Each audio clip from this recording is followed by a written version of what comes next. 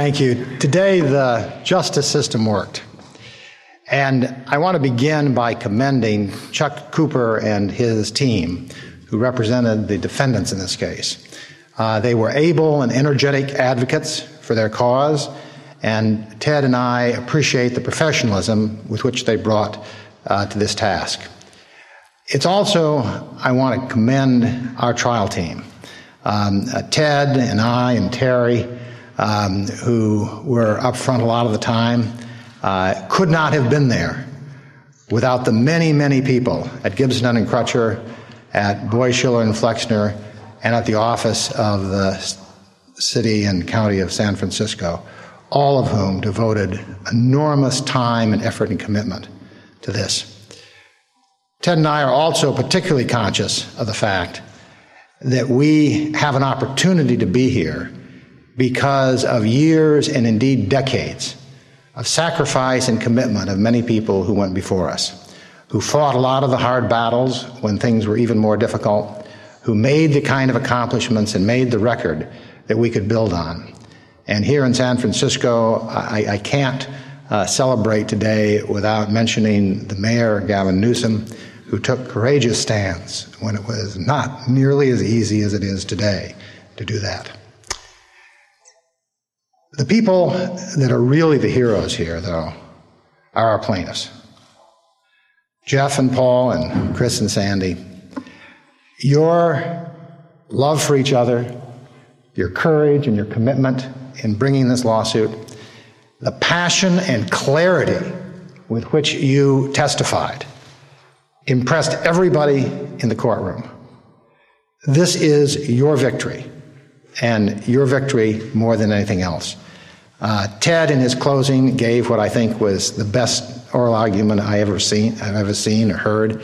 But he said something in that argument that was really true. And he said, the best argument that I could give is simply to let you read again and hear again the testimony of our plaintiffs, because they made the case for marriage equality with greater clarity and greater passion than any lawyer could.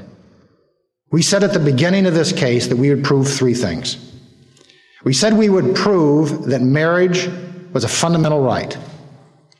We said we would prove that depriving gay and lesbian couples of the right to marry seriously harmed them and harmed the children that they're raising.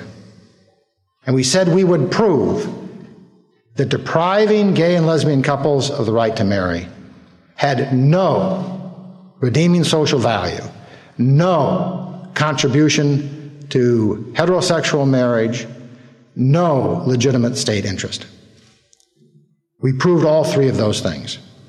We proved them not only from our experts, who were the leading experts in the world, but on cross-examination, we proved it out of the mouths of the defendant's own witnesses. The defendant's own witnesses ended up admitting that marriage was a fundamental right. They could hardly have done elsewhere, since the United States Supreme Court has held that, as Ted has pointed out a number of times, for more than 80 years. Second, they admitted, as our experts demonstrated, that depriving gay and lesbian couples of the right to marry seriously harms them and seriously harms their children, and the judge found those facts today. And their witnesses ended up admitting that they had no evidence that permitting gay and lesbian marriage in any way harms the institution of marriage. And indeed, on the contrary, as our witnesses demonstrated, permitting marriage equality strengthens all marriage and strengthens the stability of that relationship for everybody in this country. And the judge found those facts today.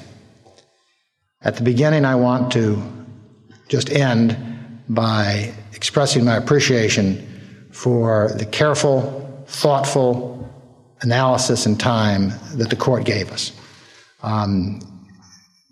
You might think we would always do that when you win, but we would have done that even if we'd lost. Because as Ted and I said before we knew what the opinion was, we were very grateful for the time and attention that this court paid to this very important issue. And that is what, together with the plaintiffs, together with the cause, together with the law, and together with the facts, have made this justice system work today. There is much more to do to eliminate discrimination in this country. But today, we eliminate the last official area of discrimination.